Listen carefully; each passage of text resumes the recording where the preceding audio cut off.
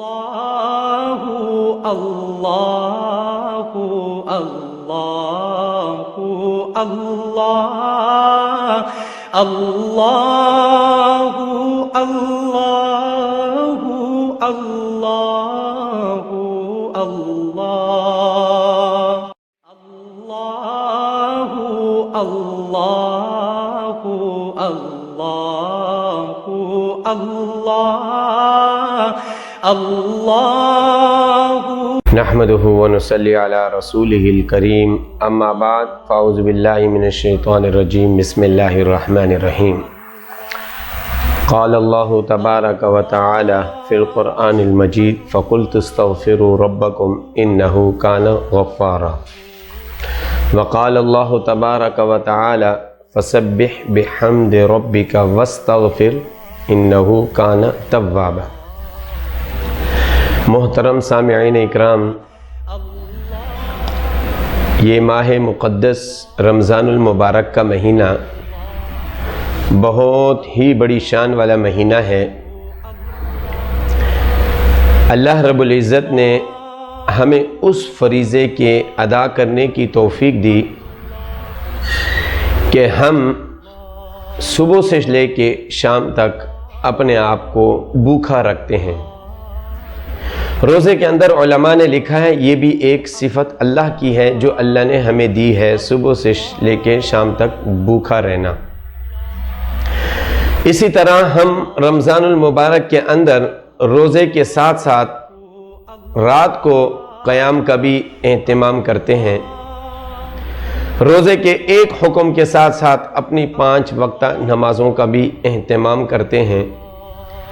اس روزے کے حکم کو پورا کرنے کے لیے ہم صبح سے لے کے شام تک، شام سے لے کے صبح تک ہم تسبیحات کی بھی پابندی کرتے ہیں، وظائف بھی پڑھتے ہیں، اور ہماری کوشش یہ ہوتی ہے کہ ہم اللہ کے جو حکم ہمارے اوپر ہوا ہے اس حکم کو ہم باقی بھی رکھیں، اس کی حفاظت بھی کریں، حفاظت کرتے ہوئے ہم دنیا میں بھی اس حکم کے اجر کے مستحق بنیں اور آخرت میں بھی اس کے اجر کے مستحق بنیں۔ اس لیے ہم عبادات بھی کرتے ہیں، نفل نوافل بھی پڑھتے ہیں، تہجد کا بھی اہتمام کرتے ہیں، چاشت اشراق کا بھی اہتمام کرتے ہیں، اور اسی طرح بہت سارے لوگوں کو اللہ رب العزت نے توفیق دی ہوتی ہے، وہ ان دنوں میں صلاۃ التسبیح کا بھی اہتمام کرتے ہیں، رات کو دیر تک قرآن پاک کی تلاوت کرتے ہیں۔ تو یہ اس وجہ سے کرتے ہیں کہ اللہ کا ایک حکم ہم پورا کر رہے ہیں، اس کے ساتھ اللہ کے کتنے حکم ہمیں پورا کرنے کی توفیق مل رہی ہے۔ رمضان المبارک کا مقدس مہینہ اللہ رب العزت نے جو ہمیں دیا ہے بہت برکتوں والا مہینہ ہے۔ اس کی ایک نیکی اللہ رب العزت 70 گنا بڑھا کر دیتے ہیں، اور اس کے نفل نوافل کا ثواب اللہ رب العزت فرائض کے برابر دیتے ہیں، اور اللہ رب العزت تراویح کے اندر اس کے اجر کو بڑھاتے ہیں کیونکہ اس کے اندر اللہ کا کلام پڑھا جاتا ہے۔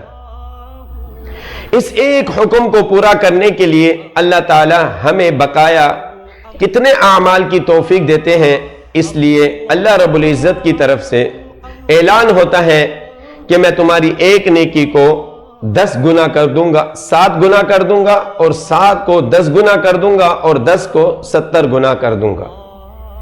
تو یہ اللہ کا حکم ہوتا ہے، اور یہ رمضان المبارک کا مہینہ ہم کوشش کریں کہ ہم اللہ رب العزت کو راضی کرنے والے بن جائیں، اللہ کے احکامات پر چلنے والے بن جائیں۔ محترم سامعین اکرام، اگر ہم اللہ تعالیٰ کے ایک حکم کو پورا کریں گے، اللہ تعالیٰ اس کے بعد حکم کے اپنے احکامات پر چلنے کی اللہ تعالیٰ ہمیں توفیق دیں گے۔ تو پورا سال اللہ کا بڑا حکم وہ کیا ہے؟ وہ نماز ہے۔ اس کو ہم ادا کریں گے تو اس کی وجہ سے اللہ رب العزت ہمارے دنیا کے سارے مسائل حل کریں گے۔ اس کے بعد نمبر آتا ہے رمضان المبارک کا۔ رمضان المبارک کے مہینے میں ہم اللہ کے حکم کو پورا کرتے ہیں، دیگر احکامات کی توفیق اللہ دیتے ہیں۔ اسی طرح اللہ کا ایک حکم زکوٰۃ ہے، ہم زکوٰۃ نکالتے ہیں، اپنے مال کی صفائی کرتے ہیں، اس میں اللہ کا حق نکالتے ہیں اور غریبوں کو ان کا حق پہنچاتے ہیں۔ تو ایک حکم کی تعمیل کرتے ہوئے کتنے لوگوں کا فائدہ ہوتا ہے۔ اسی طرح اللہ کا ہر حکم قیمتی ہے، ہم اس کے اوپر عمل کریں گے تو ہمیں اس کی اللہ رب العزت توفیق عطا فرمائیں گے۔ اب رمضان المبارک کے اندر ہمیں ایک کام جو لازمی کرنا ہے وہ بہت ضروری ہے۔ وہ کام کیا ہے؟